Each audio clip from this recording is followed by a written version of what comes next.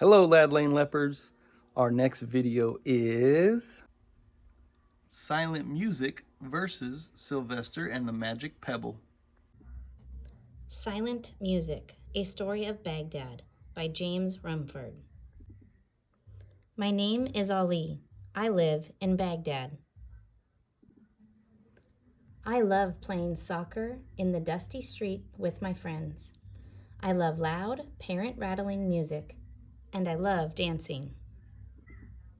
But most of all, I love calligraphy, writing the letters of my language and making them go from right to left across the page. I love to make the ink flow, from my pen stopping and starting, gliding and sweeping, leaping, dancing to the silent music in my head. Writing a long sentence is like watching a soccer player in slow motion as he kicks the ball across the field, as I leave a trail of dots and loops behind me. Some words are easier to write than others. Their letters loop together and make beautiful shapes all by themselves. Like the word Yasmin, my little sister's name. It just flows from my pen. Other words are difficult. Too many loops, too many tall masts that turn into tangled knots of ink. These words, like my grandfather's name, Mustafa, I practice over and over. I am always writing and doodling, on the margins of newspaper and magazines, old envelopes and faded receipts, everywhere, even on the fogged-up windows in wintertime or on the mirror in the bathroom. My dad laughs to see the messages I leave behind suddenly leap back to life as he steams up the mirror while shaving. My mother jokes and calls me Yakut, after the most famous calligrapher in the world. He lived in Baghdad too, 800 years ago. He practiced writing every day. He invented new ways of making letters. He was a genius. I don't tell anyone, but he is my secret hero because he could create such beauty. There is a story they tell of Yakut. One fearful day in the year 1258, Mongols attacked Baghdad. As they burned the city and killed hundreds of thousands of people, Yakut fled to a high tower. There, Yakut created beauty. He shut out the horror and wrote glistening letters of rhythm and grace.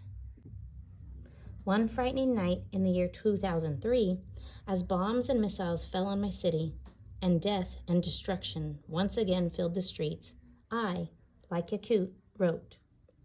I wrote all night, and the many nights of bombing that followed.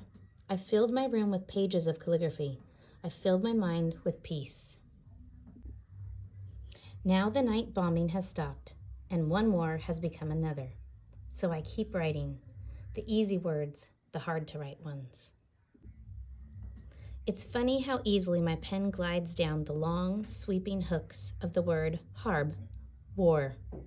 How stubbornly it resists me when I make the difficult waves and slanted staff of salam, peace. How much I have to practice until this word flows freely from my pen. The end.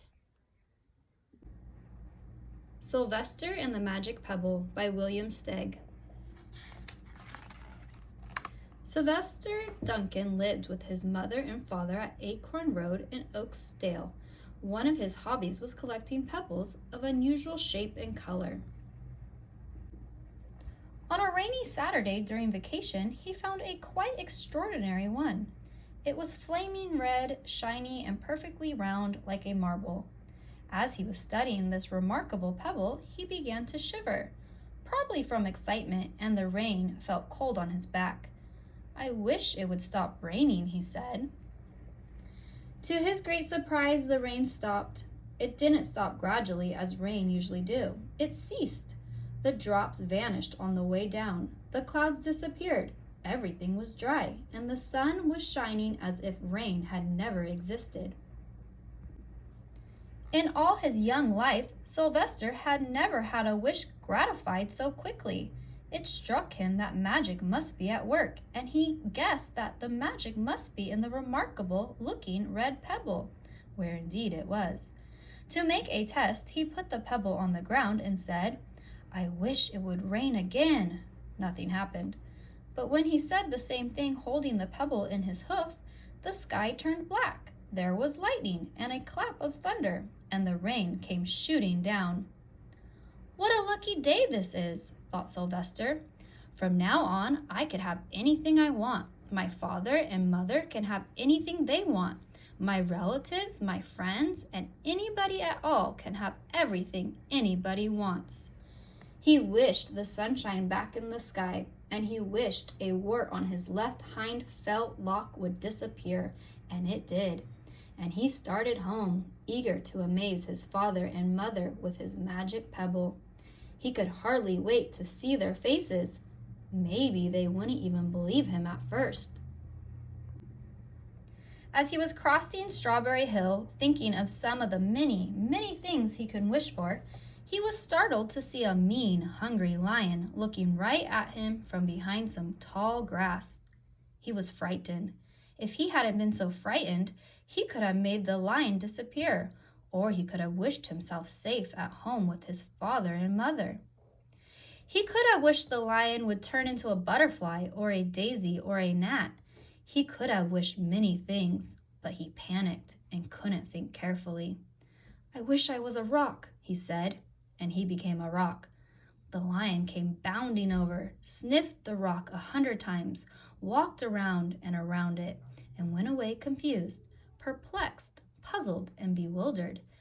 "I saw that little donkey as clear as day. Maybe I'm going crazy," he muttered. And there was Sylvester, a rock on Strawberry Hill, with the magic pebble lying right beside him on the ground, and he was unable to pick it up. "Oh, how I wish I were myself again," he thought, but nothing happened. He had to be touching the pebble to make the magic work, but there was nothing he could do about it. His thoughts began to race like mad. He was scared and worried. Being helpless, he felt hopeless. He imagined all the possibilities, and eventually he realized that his only chance of becoming himself again was for someone to find the red pebble and to wish that the rock next to it would be a donkey. Someone would surely find the red pebble. It was so bright and shiny, but what on earth would make them wish that a rock were a donkey? The chance was 1 in a billion at best. Sylvester fell asleep. What else could he do? Night came with many stars. Meanwhile, back at home, Mr. and Mrs. Duncan paced the floor, frantic with worry. Sylvester had never come home later than dinner time. Where could he be? Then they stayed up all night wondering what had happened, expecting that Sylvester would surely turn up by morning. But he didn't, of course. Mrs. Duncan cried a lot, and Mr. Duncan did his best to soothe her. Both longed to have their dear son with them. "I will never scold Sylvester again as long as I live," said Mrs. Duncan, "no matter what he does." At dawn, they went about inquiring of all the neighbors. They talked to all the children, the puppies, the kittens, the colts, the piglets. No one had seen Sylvester since the day before yesterday. They went to the police. The police could not find their child. All the dogs in Oatsdale went searching for him. They sniffed behind every rock and tree and blade of grass, into every nook and gully of the neighborhood and beyond, but found not a scent of him. They sniffed the rock on Strawberry Hill, but it smelled like a rock. It didn't smell like Sylvester. Night followed day, and day followed night, over and over again. Sylvester on the hill woke up less and less often. When he was awake, he was only hopeless and unhappy. He felt he would be a rock forever, and he tried to get used to it. He went into an endless sleep. The days grew colder. Fall came with the leaves changing colors. Then the leaves fell and the grass bent to the ground. Then it was winter. The winds blew this way and that. It snowed. Mostly the animals stayed indoors, living on the food they had stored up. One day a wolf sat on the rock that was Sylvester and howled because he was hungry. Then the snows melted. The earth warmed up in the spring, sun and things budded. Leaves were on the trees again. Flowers showed their young faces. One day in May, Mr. Duncan insisted that his wife go with him on a picnic. "Let's cheer up," he said. "Let us try to live again and be happy, even though Sylvester, our angel, is no longer with us." They went to Strawberry Hill. Mrs. Duncan sat down on the rock. The warmth of his own mother sitting on him woke Sylvester up from his deep winter sleep. How he wanted to shout, "Mother, Father, it's me, Sylvester, I'm right here." But he couldn't talk. He had no voice. He was stone dumb. Mr. Duncan walked aimlessly about while Mrs. Duncan set out the picnic food on the rock: alfalfa sandwiches, pickled oats, saffron salad, Timothy compote. Suddenly, Mr. Duncan saw the red pebble. "What a fantastic pebble!" he exclaimed. Sylvester would have loved it for his collection.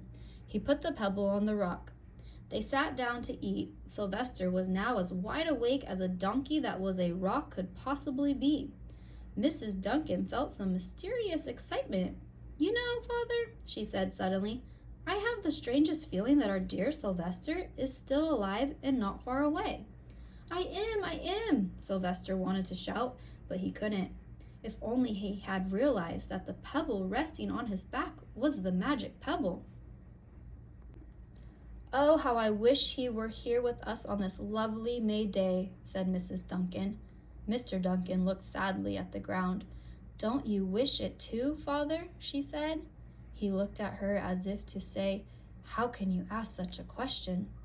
Mr. and Mrs. Duncan looked at each other with great sorrow.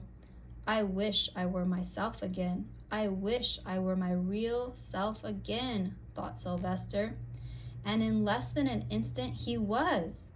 You could imagine the scene that followed: the embraces, the kisses, the questions, the answers, the loving looks, and the fond exclamations. When they had eventually calmed down a bit and had gotten home, Mr. Duncan put the magic pebble in an iron safe. Someday they might want to use it, but really, for now, what more could they wish for? They all had all that they wanted. The end. I hope you like both videos. Don't forget to vote.